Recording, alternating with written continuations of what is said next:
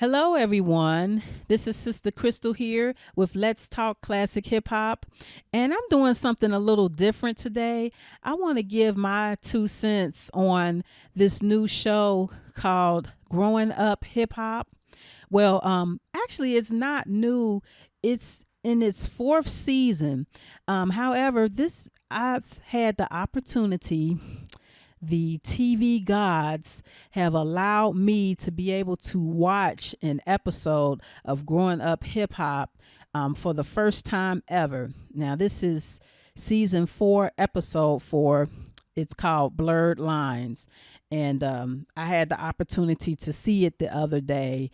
And I just want to give my review as someone that has not been able to see the show for myself, but I've lived vicariously through social media, people who have been able to see the show, their opinions about the show. So I feel like I've seen it, even though this is my first time, and I just want to give my 2 cents on it. I believe it comes on Thursday nights on the We network. That's a cable network, and I do not have cable, so unfortunately, I have not been able to see it unless I, make arrangements with somebody that has cable or what have you. Then that's how I'm able to see it. Or if I do my laundry on that night and go to the laundromat where they have the cable. Just giving some tips out there. You want to watch some free cable, you have different laundromats depending on where you live, and some of them have a cable and they have Wi-Fi and everything. Honey, it makes your laundry washing experience a great one. So I think I might start doing that more. Just go to the laundromat on different days when nice stuff is on, and maybe I can get a chance to kind of freeload on my cable watching there. So that's a tip. Anyway, I'm supposed to be doing a review. Okay, this is a quick review, and because you know what, I'm of the mindset that people agree with me more often than not. And I'm not trying to say I know everything, but I believe, as somebody with fresh eyes that's watching this show, Hip Hop Kids, for the first time. I mean, not Hip Hop Kids, Growing Up Hip Hop.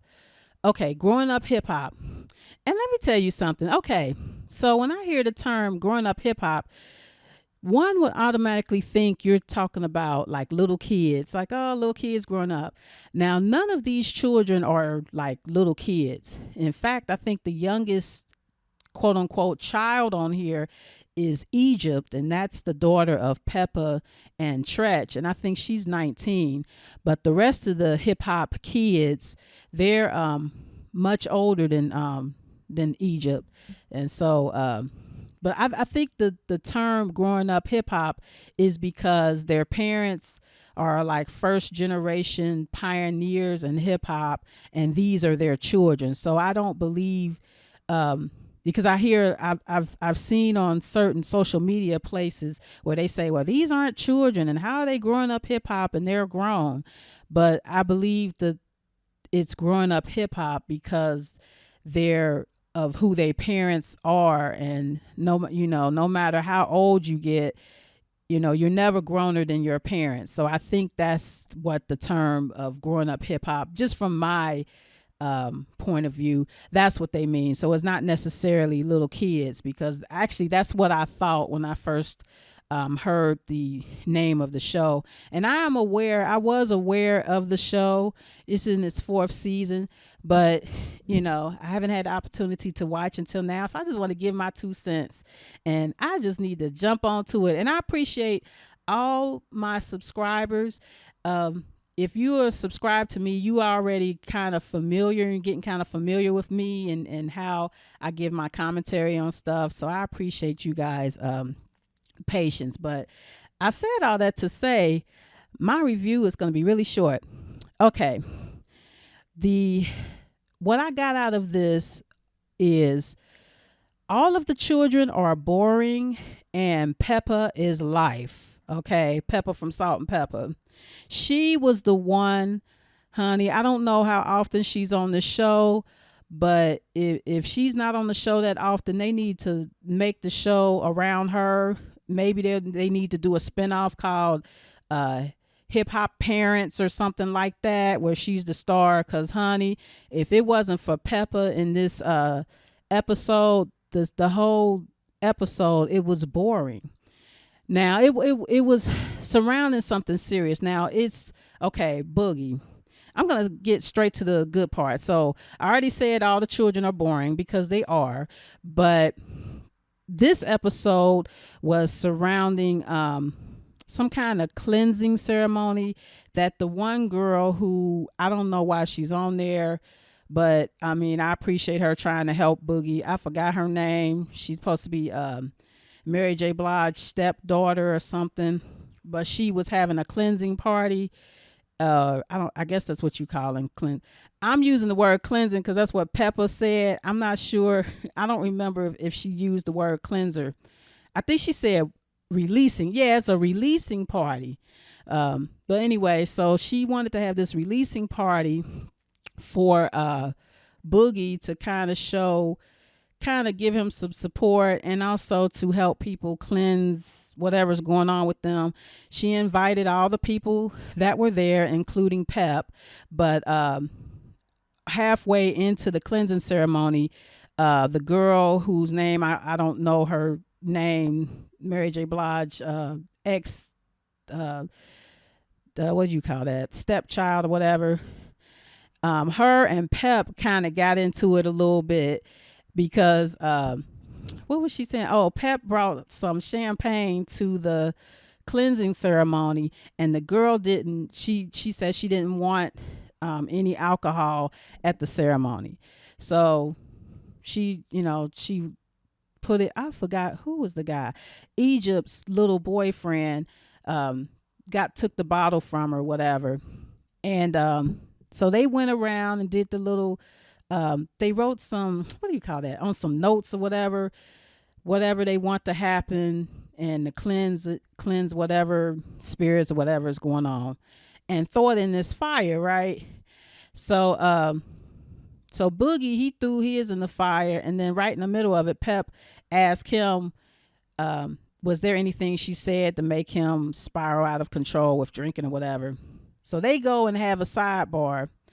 And they come back, and by the time Boogie and Pep come back, well, they were done with that part of the ceremony. So Pep was like, well, okay, well, you guys are done. This is just a regular fire. Is it okay for me to go ahead and have this champagne that she brought? And the girl from the ex stepdaughter, I don't know her name, talks about, Brianna, that's her name. So she goes, no, it ain't over. And then Pep was like, well, yeah, you're smoking. And she's like, so this my S or something. It was funny. Well, Pep was like, well, they drink at ceremonies too. And so, okay, before we get to that, the girl was like, well, if you want to drink, go over there to drink.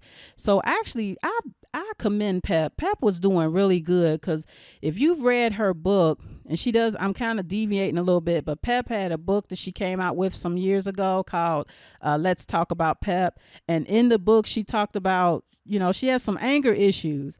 Well, I think Pep did real good because the girl was getting kind of like, a little nasty with Pep. That's what I thought. She the one that invited her. She know how Peppy is. If you didn't want her to be there, you shouldn't have invited her. But anyway, so she talking all kind of, funny and disrespectful, I think, to Pep. And Pep was doing good. She told Pep to get over there with her drink, and she did. And I guess she didn't move far enough away. And Pep was like, okay, that's all right. If it's sacred ground, I'm going to move further away. And the girl was like, nah, I'm going to shut this down. And she was like, oh, what, why are you talking like that? Whatever. And so, long story short, the girl kind of got real, what did she say? She said, I'm waiting for you to move the F on or something. move somewhere, gone. So she was telling Pep she want her to leave.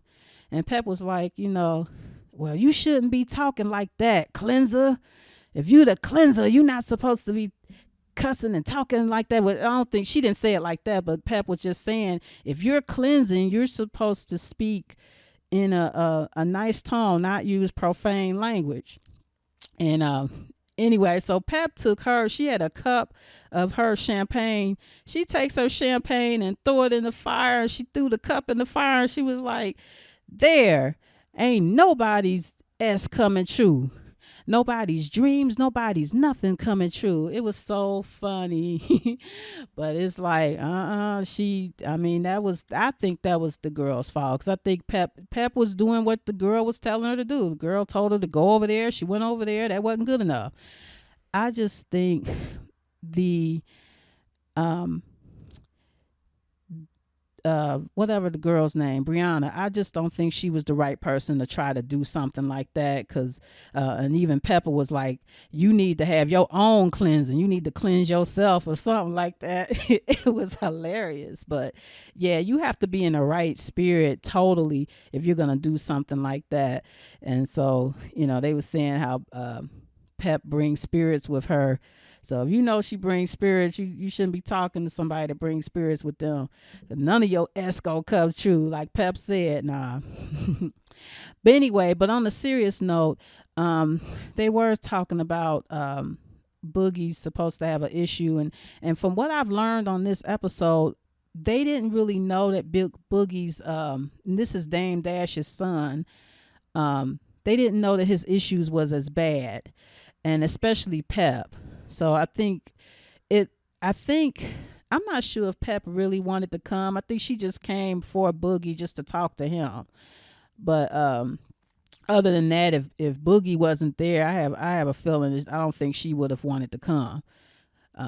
But anyway, in the previous episode, you know how they do they do a quick review before they start the new episode. So I had the chance to see where Dame Dash kind of lightweight blamed Pepa for his son drinking again, which I didn't think that was fair for him to try to blame her, because if he had a issue, if one drink took him over the edge, he had an issue way before Pep gave a party. So I didn't think that was fair for him to try to throw that on Pep. But the main thing was Dame Dash said something about liquid heroin, and I never heard of it. So I think even though this is entertainment, I do appreciate that it's bringing to light a serious issue. We have a serious drug issue in our country. We've been having these issues, but it helps when you have shows like this that can at least show a spotlight on it, and maybe your loved ones can get help and all that. And at the end of this, I'm going to put up the number too, because I did go on the WeTV's website and pulled up the number. They have a national drug hotline number, and I'm going to post that in this video. So in case, I know I have a small growing audience, but whoever sees it, maybe they can be inspired to use the number and try to help someone else. So I didn't mean to end it on that note, but overall, the show is okay. I think it's really helpful to have Pep on there because she's a veteran. She's a veteran when it comes to reality shows. She knows what they look for. She knows the behind the scenes. I mean, she's been on other reality shows, The Surreal Life, Celebrity Fame Games, and her and her friend Salt, they had a show, the Salt and Pepper Show. She had Let's Talk About Pep show. So I think out of all the parents on there, I think she has the most experience when it comes to reality TV shows. So with that said, my view of the show is if Pep isn't on there, it's boring, because I can't imagine that this would be my first time watching it. And besides that one scene, there were other scenes. You have Romeo and what's her name, Angela, and they're doing the are they going to be together or aren't they going to be together? My thing is, look, I've heard about them for the past 2, maybe 3 seasons. It's either is you is or is you ain't going to be together. To me, that storyline is they're beating it. They're beating a dead horse with that storyline. They need to move on from that. Yes, they're cute. Romeo's cute. Angela's pretty, but they need to move on with that storyline. It's getting to be old, so that's another reason why the show is boring. And again, the girl with the stepdaughter, I don't know why she's on there. It looked like her. It looked like she don't have no storyline other than trying to help Boogie. But who isn't trying to help Boogie? And he seems like a nice young man, and hopefully he gets the help he needs. And who are the other children?